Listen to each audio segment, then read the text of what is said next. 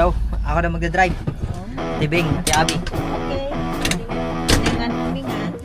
Kasi, para matuto na daw mag-drive dito sa trail. Ikaw, excited ka na ba? Pilar, Excited na raw siya. sabi si Stacy, excited na. Saan na? Right, move na tayo. Ayan na.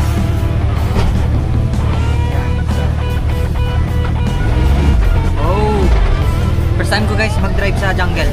Promise. Oh my God! Wala tayo nakita! Wala na makita.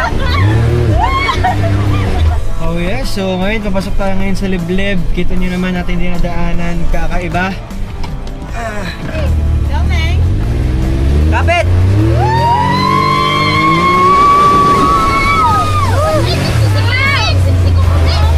Oh my God!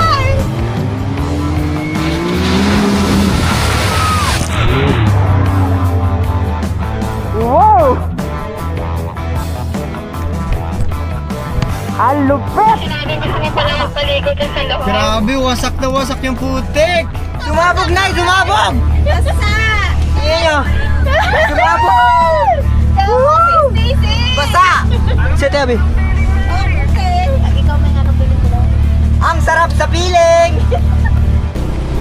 Oh my God, napakahirap mag-video pag isang kamay! Oh my God! Medyo tayo yung nahuhuli na. Ayan na sila oh. Wait lang ah.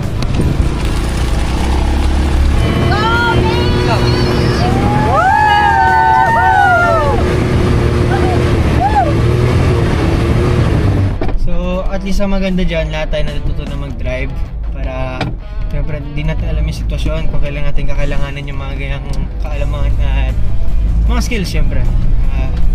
So, at least ngayon marunong si Meng, so marunong si Nainay, si Siko, pag yung mga kailangan na biglaan, di ba? Marunong tayo lahat. Diyos ko po, tignan mo naman, napakalaya nila. Nakalimutan yata ni Anya na hindi nasama ni Lord yung ano, driving sa mga skills ko. Oh my gosh.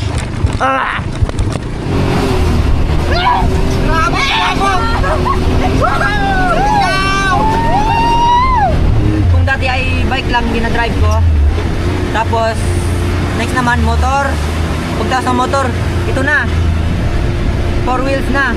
Pero una-una talaga sa lahat, thank you talaga kay Daddy kasi pinayagan ako mag-drive. Kung wala si Daddy siguro hanggang ngayon baka di pa ako marunong mag-drive kasi medyo may natagal